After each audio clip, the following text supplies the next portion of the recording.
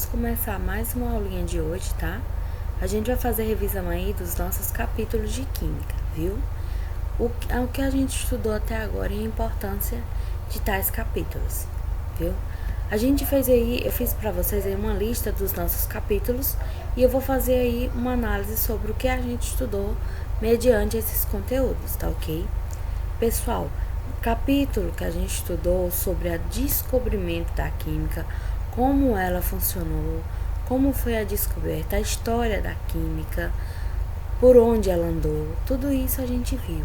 Vimos também as teorias sobre o que era o átomo, como é que ele se comportava, mesmo sem entender e mesmo sem saber se ele realmente existia, tá bom? Vimos também alguns autores que foram citados como esses autores são filósofos gregos e assim eles foram citados devido à sua importância aí no processo de formação, mesmo que eles não tenham tanto crédito hoje, mas eles foram os que deram início aos estudos com a nossa nova ciência, que é a química, tá? Então assim, o primeiro capítulo ele foi mais uma questão histórica e bem menos a questão mesmo estudada sobre alguns conceitos. Vimos conceitos importantes que foram discutidos, como substâncias e misturas, diferenciação entre os dois. Vimos também classificação de substâncias, que elas são classificadas em simples ou composta. Vimos o conceito de tal processo e a mistura, que ela se diferencia lá da substância por não ter formação molecular única. A mistura não tem uma nomenclatura única para a formação e ela também não tem um ponto de fusão, um ponto de ebulição igual. Cada substância que está interagindo ali na substância, ou na mistura, desculpa, ela vai ter o seu próprio comportamento, fora as fases que são observadas. Então, tudo isso a gente viu lá na parte introdutória. Já no processo de análise imediata, a gente se tratou do processo de separar tais misturas, tá? Misturas homogêneas e heterogêneas, muito discutidas, tá? Sendo que ainda tinha as misturas eutéticas e as eutrópicas, que tais misturas elas são lidas, estudadas por parecer mais e ter um núcleo mais sobre a questão de temperatura do que de formação, diferente de heterogêneos e homogêneos. Também falamos também sobre as dispersões, que também tem aí uma parte dentro do processo classificatório. As análises imediatas são processos de separar essas misturas, tanto homogêneas, que possuem apenas uma fase, tanto as heterogêneas, tá? Desde o processo mais simples, como catação, peneiração e levigação, separação magnética, até os processos mais elaborados, como destilação simples, destilação fracionada, e aí vai alguns outros processos. Estudamos como é o comportamento e qual tipo de processo separa tais misturas, tá bom? Estudamos também as leis ponderais da atomística. O que é uma ciência se ela não tem uma lei, o que rege, o que seguir? Isso foi o que a gente estudou.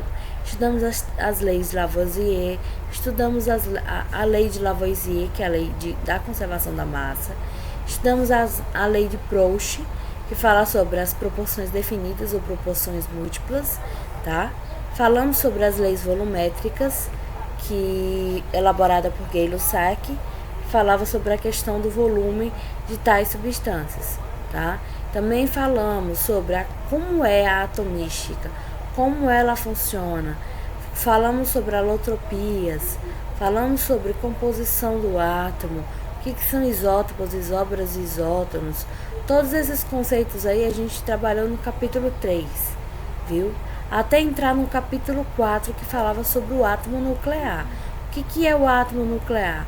Formação, constituição, como ele se comporta, diferença de elementos químicos para cada átomo do núcleo, como é o processo aí, como é que os prótons colaboram para a formação do núcleo, viu? Então, assim, no capítulo 4 se trata mais sobre isso. E também sobre os autores que vieram a ter essa contribuição para formular a teoria da montagem da constituição do átomo, viu? Logo então a gente foi para o capítulo 5, que ele foi praticamente uma continuidade do 4 com mais elaboração, tá? Falamos sobre o átomo na mecânica quântica, níveis energéticos, a descoberta de Schrödinger sobre os níveis os subníveis ou os níveis ou o nível subníveis ou subquânticos, que são níveis menores ou classificação menores de níveis. Falamos sobre as distribuições eletrônicas por níveis, K, L, M, N, O, P, Q, que no caso eram só 7. E aí eles não sabiam como descrevê-los e nem quantos elétrons tinha em cada subnível, em cada nível, desculpa. Logo após foi que veio a descoberta da existência de cada camada ou cada nível caber cada ou quantidade exata de elétrons, tá bom? Então, K2, L8, M18, N32, O32 são quantidades que cada nível possui ou pode ter até aquela quantidade. E aí veio a teoria dos subníveis, que são os subníveis menores que interagem como intermédio entre o nível e a constituição dos orbitais. Que essa constituição ela veio a partir aí do diagrama de Pauling, que determinou como é o processo de leitura do átomo ou da distribuição eletrônica pelos subníveis. Denominados SPDF, eles possuem também uma quantidade exata de elétrons. Então, S2, P6, T10, F14, que vai se repetindo aí em cada nível, seguindo a quantidade que cada nível possui. Tá bom? E nesse capítulo a gente viu até um filme que se tratava um pouquinho, era muito ficção científica, mas se tratava um pouquinho sobre a composição, o comportamento de moléculas em estado quântico, níveis energéticos desse nível, como é o nível, por que ele nunca foi explorado. Então, assim, a gente viu mais sobre a questão física e funcionamento desses níveis no átomo da mecânica quântica. No capítulo 6, galera, a gente já partiu aí mudando um pouquinho. A gente foi ver como foi a descoberta da nossa tabela periódica, ou melhor, organização da tabela periódica. Até então não tínhamos uma tabela que possuía todos os elementos, que tinha todas as informações necessárias para que a gente estudasse. Então foi o que ocorreu. Vários aí autores citados durante as nossas aulas. Se vocês quiserem dar uma outra olhada, vai lá. Vocês vão dar uma visualizada aí para fazer essa revisão. A gente falou sobre Chern-Kurtz, a gente falou sobre Mendeleev, que foi um dos organizadores aí da tabela, que posicionou ela de acordo bem parecido com a nossa tabela atual, tá bom? Nossa tabela atual foi descoberta, organizada na verdade, e cada elemento que constituía essa tabela, ele era posto próximo a um elemento que se parecia, ou seja, que tinham as mesmas características. Isso era o que eles utilizavam como ponto de referência.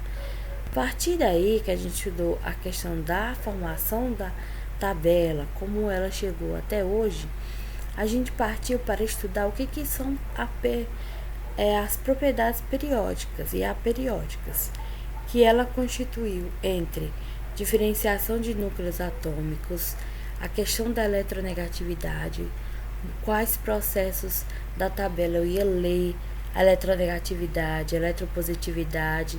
Estudamos também a densidade dos compostos, que isso entra lá na periódicas, que é a questão externa do processo, volume dos compostos. Então, assim, e também as direções que a gente ia ler esses processos, de baixo para cima, de cima para baixo, de direita para esquerda, de esquerda para direita. Então, tudo isso a gente estudou, como são os processos de propriedades da periodicidade e a periodicidade da tabela periódica, tá? Até o momento a gente estudou esses tópicos aí, que é importante. Importante para quê? Importante para que entendermos a química, processo, como ela é formada, por que ela existe, qual é o sentido da química e o que ela explica, viu? Então, assim, galera, a atividade de vocês será revisar todas as nossas atividades feitas até o momento, tá?